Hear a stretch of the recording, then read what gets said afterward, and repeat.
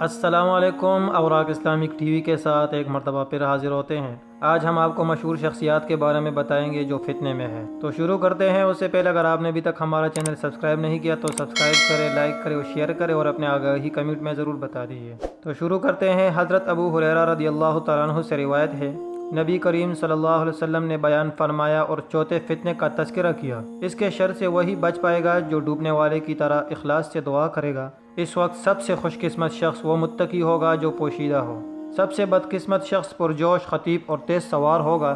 گمنام متقی لوگ جن کو کوئی نہ جانتا ہو، یعنی مشہور نہ ہو کہ سامنے آ جائیں تو کوئی پہچانے نہیں، اور کہیں چلے جائیں تو کوئی پوچھتا نہ پڑے کہ کہاں گیا۔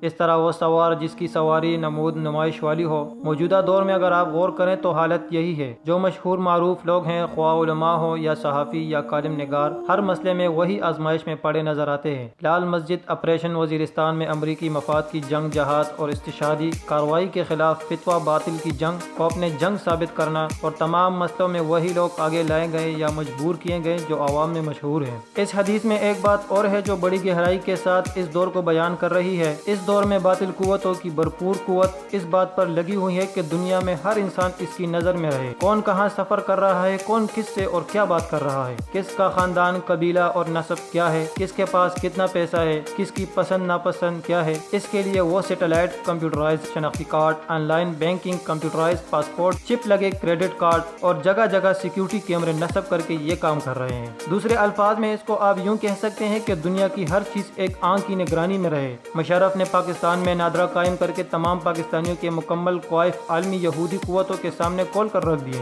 جو حضرات کمپیوٹر ہیکنگ کے باریکیوں کو سمجھتے ہیں وہ جانتے ہیں کہ کوئی بھی ڈیٹا آن لائن ہو جانے کے بعد کتنا محفوظ رہ سکتا ہے، جبکہ CIA اور را کے تنخواہ دار اور فری میسن کے ممبران ہماری جڑوں میں ایسی صورتحال میں وہ شخص کیسے محفوظ غیر معروف رہ سکتا ہے جس کے پاس نادرہ کا کارڈ ہوگا۔ نادرہ نے حال ہی میں یہودی اداروں کے حکم پر ایک نیا پروگرام شروع کیا ہے جس کو RF یا ریڈیو فریکوینسی کہا جاتا ہے۔ یہ RF ہر شناختی کارڈ میں موجود ہوگی، چنانچہ یہودیوں کو ہر شخص کا پتہ ہوگا کہ کون اس وقت کہاں ہے۔ ذرا سادگی ملاحظہ فرمائے کہ یہ کمپنی جو یہ سب مانیٹر کرے گی ایک یہودی کمپنی ہے، چنانچہ یہ معلومات نادرہ سے زیادہ دجال اور اس کے ایجنٹوں کے کام آئیں گے۔ اب آپ پریشان کہ بندہ پر کیا کریں، جو آپ وہی ہیں جو مخبر صادق صلی اللہ علیہ وسلم نے ایسے دور کے بارے میں فرمایا، فتنوں کے وقت میں بہترین شخص وہ ہوگا جو اپنے گھوڑے کی لگام تامے اللہ کے دشمنوں کے پیچھے ہو، وہ اللہ کے دشمنوں کو خوف زدہ کرتا ہو اور اللہ کے دشمن اس کو ڈراتے ہو، یا وہ شخص جو دنیا سے کٹ کر اپنی چراگاہ میں گوشہ نشین ہو جائے اور اللہ کا حق ادا کرتا رہے۔ امید کرتا ہوں آپ کو آج کی ویڈیو پسند آئی ہوگی۔ تو ملتے ہیں ایک نیکسٹ ویڈیو کے ساتھ، اجازت دیجیے،